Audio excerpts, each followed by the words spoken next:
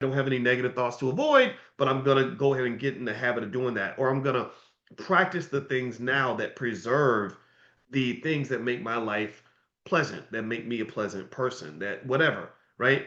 Then I think as they got older, it wouldn't have like went the way that it did.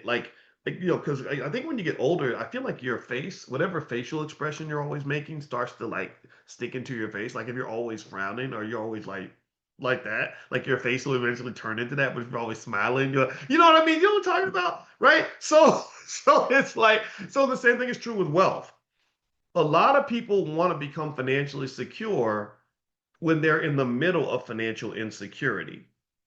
But the time to work on your financial security is when you're feeling financially secure. Do you understand? You got extra money floating around. You don't have the big financial problems. You don't have the distractions. So now's the time to go ahead and start storing the nuts for the winter and preparing because times are good. And then when times get tough, you can focus on survival because you've already made a preparation, right? Or like with health, right? I'm taking care of my health now while I'm young and healthy so that when I get sick, I can just focus on getting well. I'm not going to have this problem exaggerated because I wasted time when I was healthy, right? Like now that I'm sick, me trying to get up and go to the gym is not going to really work. But when I'm healthy, it's like, yeah, let's go to the gym now because at some point we may end up needing that as a backstop, for whatever's going on, right? So I would encourage, same thing, same is true with relationships, right? With children, you see people all the time that are trying to rebuild relationships with their children that they could have easily had if they simply spent time with the kid when he was 3, 4, 5 years old and looking for your attention. Now he's 35, he ain't got time to talk to you no more, and he hates your guts. So you're trying to rebuild, which is much harder versus if you simply done that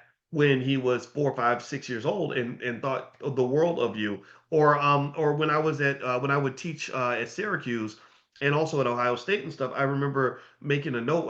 My first book I ever wrote was called Everything You Ever Want to Know About College. And one of the things I talked about was I said, isn't it interesting that you'll have students that will not study at all, will not even crack a damn book when they got plenty of free time.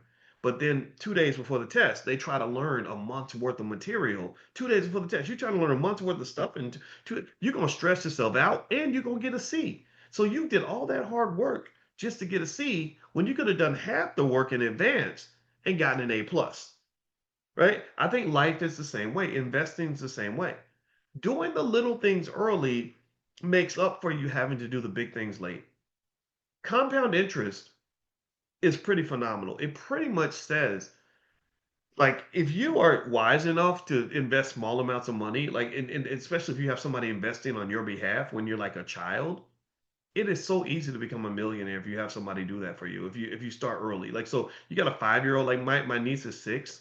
We're investing for my niece now, and I said yeah because when she's 26 and 36, it'll be easy for her to have a lot of money, right? So we're investing consistently for her now, right? Because those tiny amounts grow into big amounts. So preparation, when they say an ounce of what is it, an ounce of prevention is worth a pound of cure, that's really true. That's generally true. It's true in investing. In investing, it's true in health. It's true in almost everything, right?